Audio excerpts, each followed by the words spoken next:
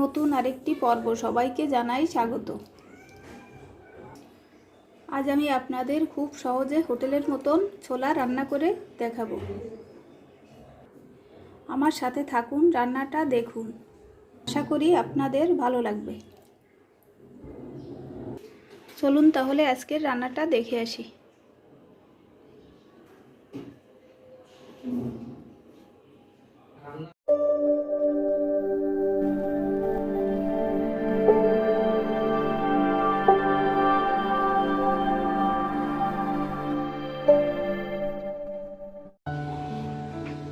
এখানে আমি 250 গ্রাম ছোলা 8 ঘন্টা ভিজিয়ে রেখেছিলাম।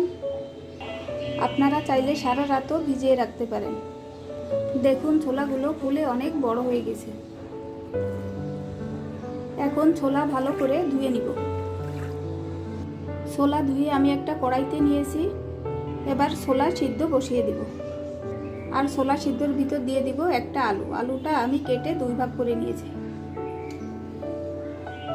ছোলা সিদ্ধ করার সময় জলটা একটু বেশি করে দিবেন, তাতে ছোলা ভালো করে ফুটবে। এবার ঢাকা দিয়ে ছোলা 15 মিনিট সিদ্ধ করে নিব।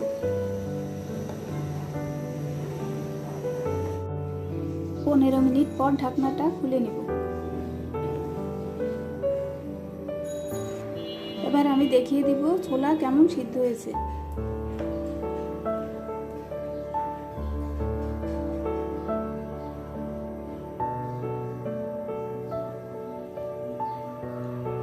দেখুন ছোলা সিদ্ধ হয়ে গেছে।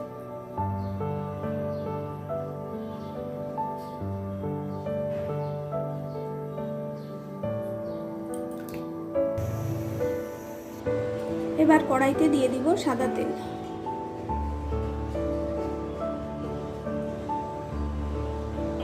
তেলের ভিতর দিয়ে দিব 2 টুকরা দারচিনি, 2টা এলাচ, তেজপাতা, একটা শুকনা মরিচ। সবকিছু সামান্য ভেজে নিব। এবার দিয়ে দিব 3টা পেঁয়াজ কুচি। পেঁয়াজ 1 মিনিট ভাজি করে নিব। পেঁয়াজ ভেজে নিয়েছি। এখন দিয়ে দিব 1 চামচ আদা বাটা, 1 চামচ রসুন বাটা। পেঁয়াজের সাথে আদা রসুন একটু ভেজে নিব।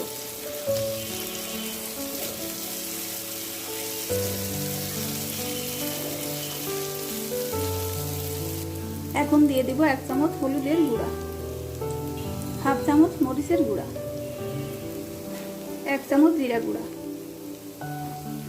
একটা টমেটো কুচি,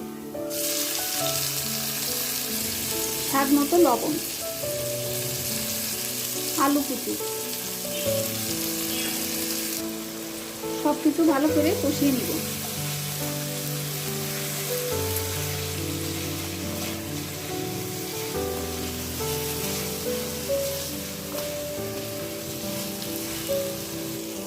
মশলা 1 মিনিট কষিয়ে নিয়েছি। এখন দিয়ে দিব সিদ্ধ করা ছোলা।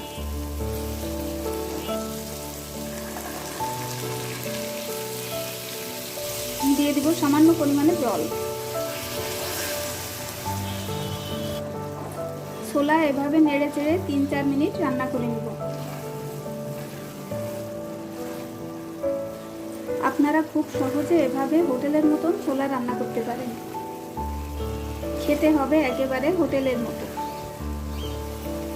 আর আমার আজকের রান্না ভালো লাগলে আমার চ্যানেলটি লাইক, শেয়ার, সাবস্ক্রাইব করে আমার পাশে থাকবেন।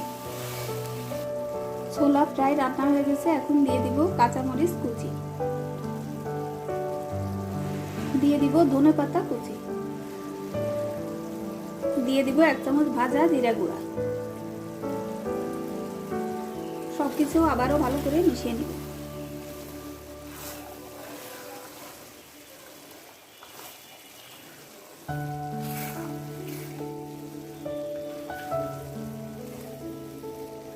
আপনারাও খুব সহজে এভাবে হোটেলের মতন ছোলা রান্না করে নিতে পারেন। আমার ছোলা রান্না হয়ে গেছে। এখন নামিয়ে নিব। সাথে থাকার জন্য সবাইকে জানাই অসংখ্য ধন্যবাদ।